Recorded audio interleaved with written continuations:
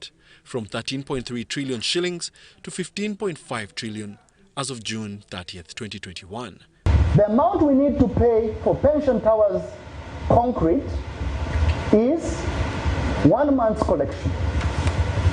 So it's so difficult to say that we will put more money in real estate because it's so difficult to build and put concrete there.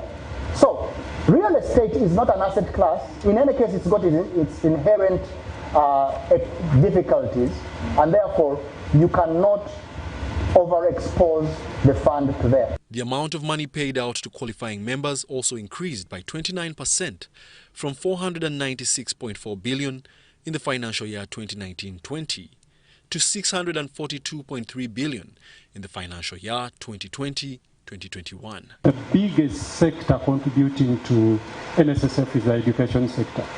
I know that the education sector has actually been off, really on and off for the past 2 years. And of course, the tourism sector is not big, probably around 5% of what is coming in. So in a nutshell, our contributions have gone down by around 20%. Or when you go to the informal sector and they want to save for education, they want to save for, say, medical, you can't invest those monies in the same way that you save for somebody who's going to retire. So there will be, most of you may end up with the 2 or 3 accounts, simply because you are saving for specific needs that may require different timelines and flexibility in terms of withdrawing it. Concerns about how the fund will manage the NSSF amendment bill inevitably come into play. As you've noticed, we are a long-term investor. These requirements have just come in, which we had not planned for. So as fund managers, we need to find a way of finding the liquidity to be able to pay these. So that again, by November, December, we should be able to have put in place liquidity mechanisms to be able to meet those payments. Finance Minister Matia Kasaija will announce the new rate on members' savings at the annual members' meeting, which will take place on the 29th of September, 2021. Wadulo, Arnold, UBC News in Kampala.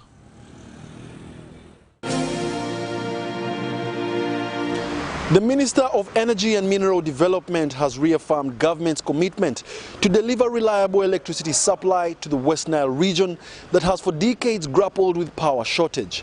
Relatedly, local leaders from Noya district have urged players in the electricity subsector and oil and gas projects to embrace local content. Now, they made their appeal at the groundbreaking ceremony of a classroom block at Purungo Primary School. The intermittent electricity supply is frustrating developmental projects and the social and economic growth of the West Nile region, and especially the bustling Arua city, which neighbors South Sudan and the Democratic Republic of Congo. Then we have 3.5 megawatts of hydropower installed at Nyagak. Now, that one, the 3.5 is the max. This state of affairs has been criticized by the residents and political leaders. Electromax and West Nile Rural Electrification Company, WENRECO, are blamed for the power crisis. It's technical to see WENRECO out of West Nile. I can assure you, I myself and Madame Zilia here, she knows each and every page of that contract. We expect a full answer from you tomorrow for the people of West Nile. Why WENRECO is still here? So if the issue of fuel shortage is solved, so Minister, you are here, Engineer Zilia is here, so let us have that problem solved. Then Madame Zilia will task me as an operator to perform. It is on this backdrop that the Minister of Energy and Mineral Development with top energy sector government officials have been in the West Nile region. Arrangement on the ground right now, there are 2 things. One, we have to make sure that Electromax can generate power constantly by using HFO, diesel, and then by also making sure that we energize this transmission line, which we have just seen. So they are likely to have power earlier than the date of commissioning of Karuma. That is if we sort out the technicalities here. Uganda Electricity Transmission Company says the multi-million-dollar project aimed at lighting up the entire West Nile region and Acholi sub-region is on schedule. Wadulo is at 87% completion, as you heard from the project manager. And that substation will be fully energized and commissioned, because they are now doing some test commissioning, pre-test commissioning. By December this year, it will be done.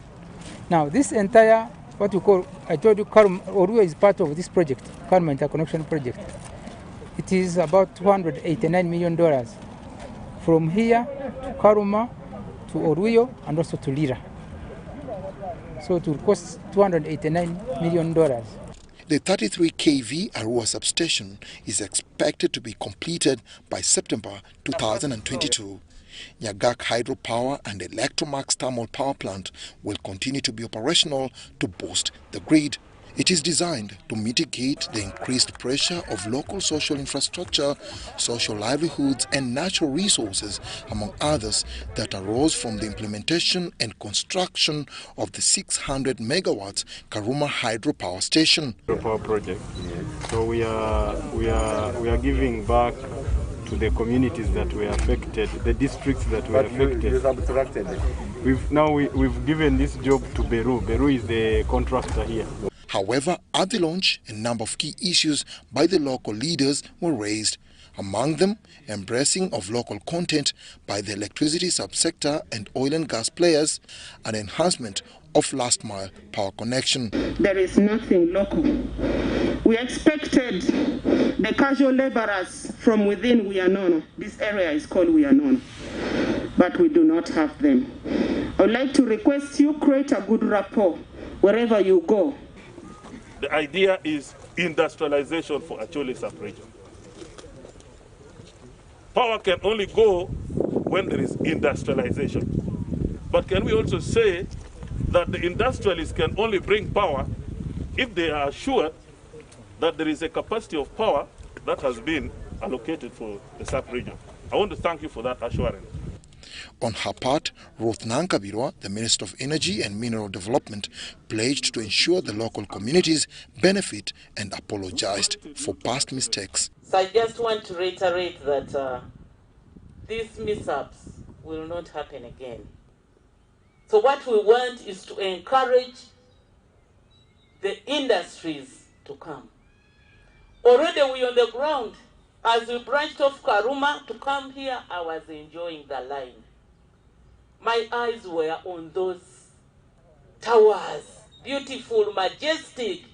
I was seeing us taking power to the people, because that's where we begin from.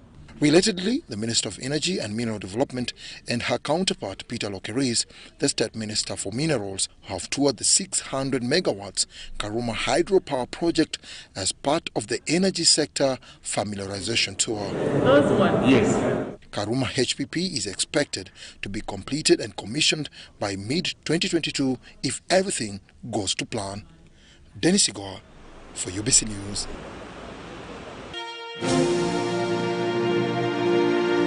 Government has clarified on the claims circulating on social media platforms about Bank of Uganda allegedly confiscating public money on dormant accounts. Now, the Minister for Finance, Planning and Economic Development, Matia Kasaija, says that public holds all the rights to the deposited assets. The Minister for Finance, Planning and Economic Development has clarified that once a depositor of any supervised financial institution is dead and their mobile money or bank account is rendered dormant, their unclaimed balances and assets can be refunded to the deceased legal representative by the Bank of Uganda should a claiming process be initiated. So, even when the money has been transferred to the Bank of Uganda, if the depositor, him or herself, comes and say, I am here, for whatever reason, he could have been abroad or whatever, I am here, that money will be given back. Or if that person died, the representative comes up and says and proves that there are, according to the law, proves that money will be made available. That's the point we are trying to make.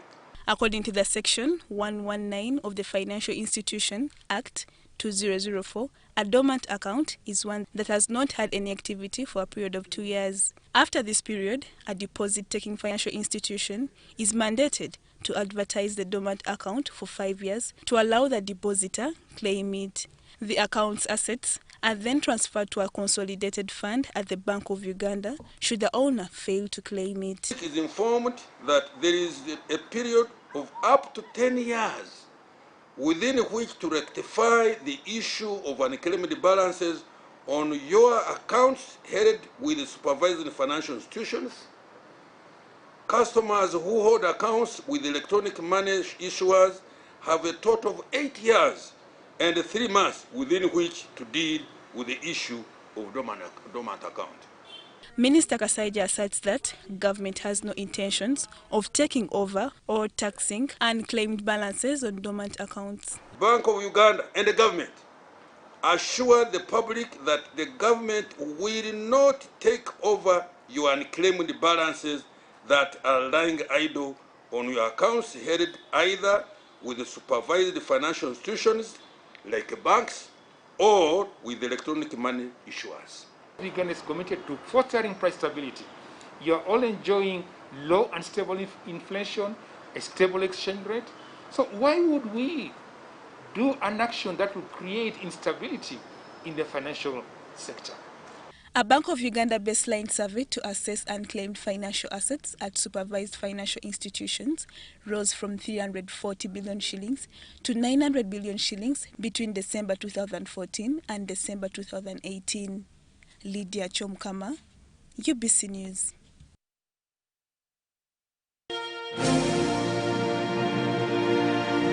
Can the Naluwale Power Dam, formerly known as Owen Falls Dam, serve Uganda for 100 years? Eskom Uganda Limited is currently operating the 180 megawatts power plant and believes it is possible. So far, the country has benefited from the power plant for 67 years. Naluwale Hydroelectricity Dam, also known as Owen Falls Power Dam, was commissioned in 1955 as the biggest and the most reliable source of electricity supply for the entire East African region. Interestingly, it was generating 180 megawatts of hydroelectric power and was managed by Uganda Electricity Board. Eskom Uganda Limited, a subsidiary of Eskom Enterprises of South Africa, took over its management in 2002. The company's determination to get more life out of the plant has led to massive rehabilitation works costing millions of dollars. From Unit 5 up to 10, we have downstream columns that are under the water. They need to be repaired. So that is one project that we are doing this year. We have already done the designs for it. We've already appointed a contractor to work on strengthening the columns underwater. The staircases was moving away from the wall due to the rotation, the movement within the powerhouse. We had to strengthen the column, the staircases. But can this plant that has for decades suffered from a phenomenon known as the alkali silica reaction or cancer of the concrete, in the layman's language, run efficiently for a century? Yes, it can. The dam is designed for 100 years and the power plant follows the dam. But in that, each and every piece of equipment has a lifespan. Some will be 35 years, some will be 20 years, some will be 15 years. If we look at the control and instrumentation, it will give you 10 to 15 years. What that means is that for you to reach the 100 years, you need to map your plant and all the equipment and understand each piece of equipment, how long can it run. It depends also on the maintenance that you do and how you operate it. The concrete cancer is a harmful swelling reaction that occurs over time in concrete between the highly alkaline cement paste and the reactive amorphous silica found in many common aggregates. There were various studies that were done over the years. It was around the 90s when they started understanding that this is a reaction that is happening in the concrete, which is depending on the aggregate, and once it gets in contact with water, it expands and makes cracks. Currently, Eskom Uganda Limited operates and maintains the 180 megawatts Naluwale Power Station and the 200 megawatts Kira Power Station in Jinja and Buikwe districts, respectively. However, the concession is coming to an end in 2023. Discussions have not started between government and ESCOM. ESCOM in Uganda is a private company. In South Africa, it's a state-owned company. Whatever decision that ESCOM has to make, it has to be endorsed by the government of South Africa because it's a government company. Discussions are happening within ESCOM. Once ESCOM has made a decision, it will communicate. Dennis Sigor for UBC News.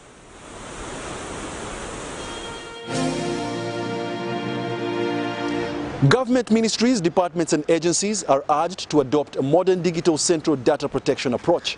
This was observed at the launch of the Inclusive Digital Economy Scorecard Report of 2021 by the United Nations Capital Development Fund. Let's take a look.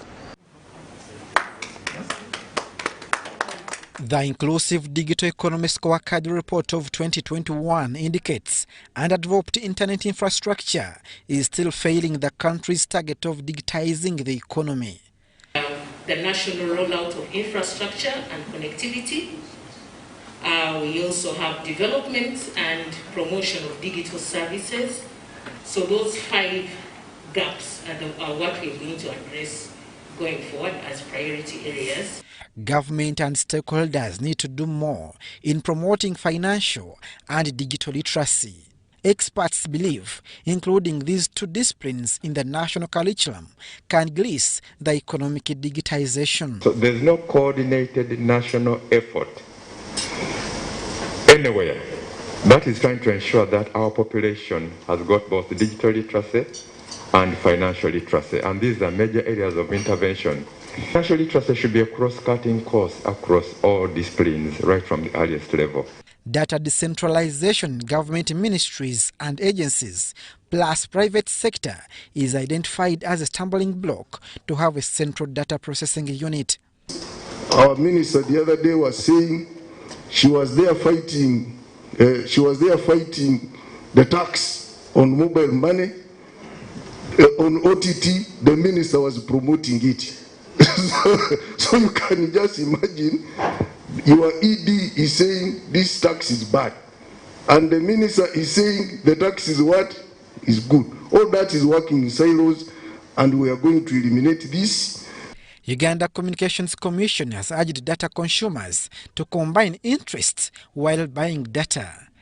This will help them to buy in bulk and get a reasonable discount.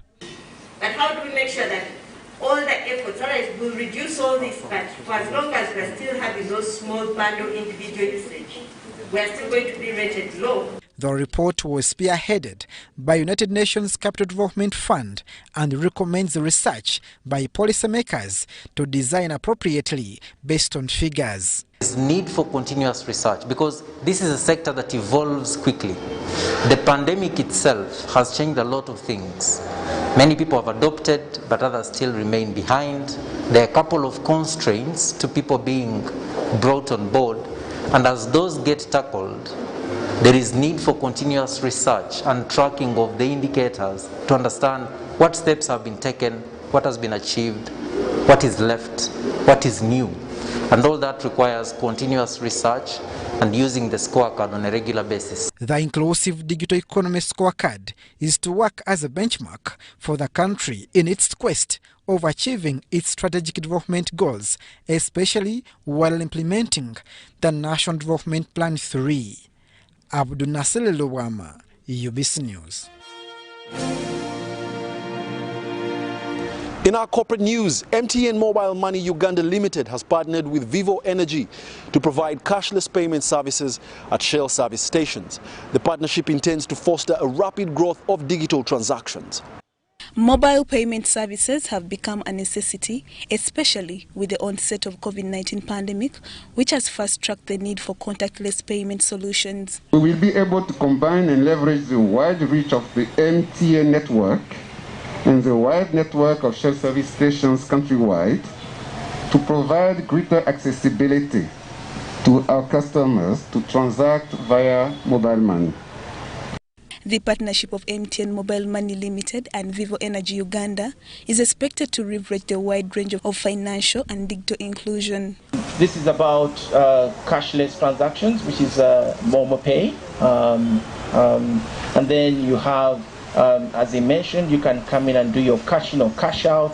So basically it's like agent points across. All Shell stations across the country are expected to provide cashless transactions ranging from Momo Pay, airtime and cash withdrawal, among others. Drives the entire DNA, and then this pandemic comes along. And you can see how their vision is tapping into relevant solutions in this kind of partnership. With this partnership with MTN, we will also enable our customers to conduct their financial transactions in a safe space at any Shell station of their convenience. According to Bank of Uganda statistics, Uganda's mobile money transactions grew by 19.3%, which is 79.8 trillion shillings by June 2020. This rapid growth is set to strengthen the country's ambition of e-commerce. Lydia Chomkama, UBC News.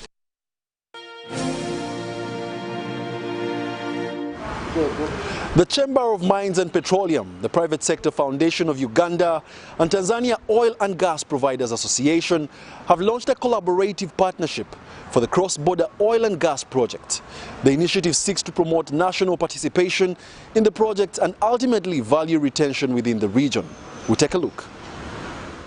Uganda and Tanzania are forging more partnerships ahead of the capital-intensive phase in the oil and gas sector. We shall have an expected 20 billion or so dollars to be invested in oil and gas in Uganda.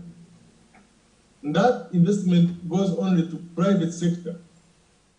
In the coming months, the construction of the East African crude oil pipeline from Hoima district to the port of Tanga in Tanzania is expected to commence. We have launched the partnership between the Uganda Chamber of Mines for Petroleum, the Private Sector Foundation Uganda, and the Association of Tanzania for Oil and Gas Service Providers. This partnership ties in very well with our aspirations as the government of Uganda to ensure that we are promoting national content development, not just in Uganda, but within the East African region. You will recall we share so many cross-boundary projects with our neighbor Tanzania, specifically the East African crude oil pipeline.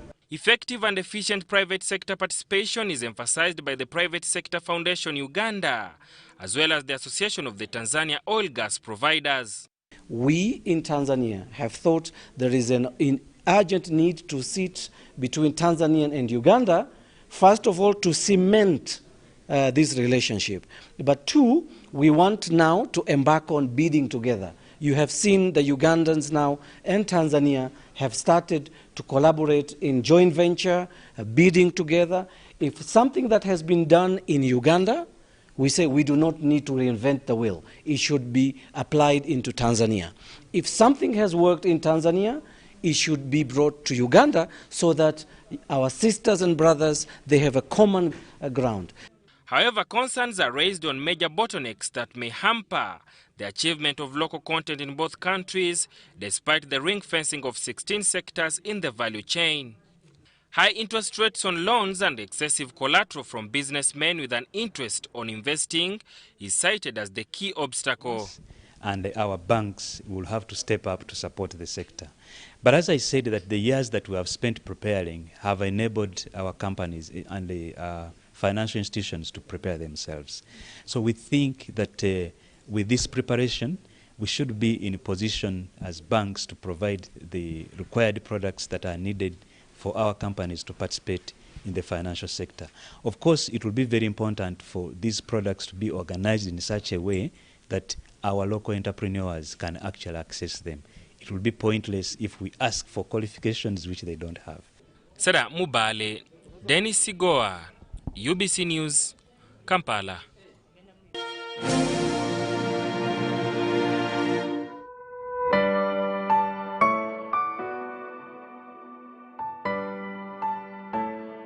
We are sensitizing and urging the public to deal with only licensed institutions which are under Uganda Microfinance Regulatory Authority, as long as you're dealing with an institution which is not Tier 1, Tier 2, Tier 3. Tier 1 are commercial banks, Tier 2 are credit institutions, and Tier 3 are deposit-taking institutions. So if you're not dealing with any institution which is licensed by the Central Bank, Bank of Uganda, and it is dealing into lending money, maybe taking the compulsory savings, the non-deposit taking institutions take compulsory savings, which are returnable at the time when someone has completed a loan. So we encourage the public to only deal with licensed institutions.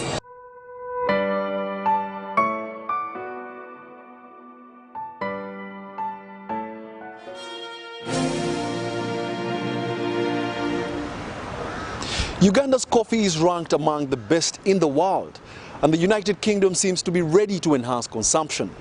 The coffee cupping session, organized by Uganda Coffee Development Authority in Kampala, sought to market Uganda's coffee not only in the UK, but on the global market. Enjoy the session in our Sounds of Business.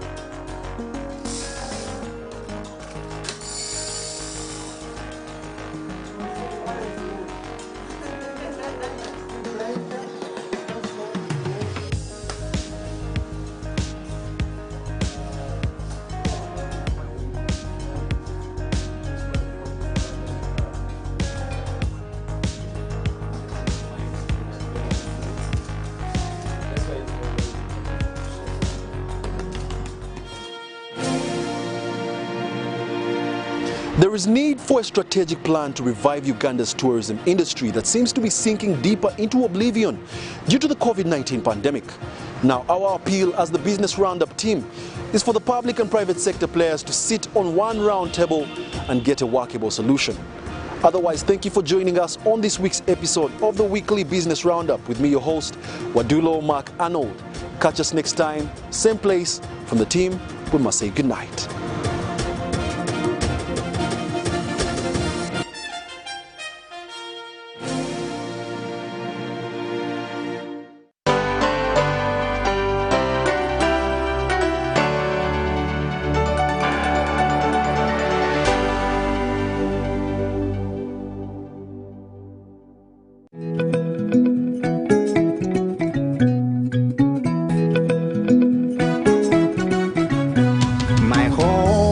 I smile when I think of you, Uganda, my home.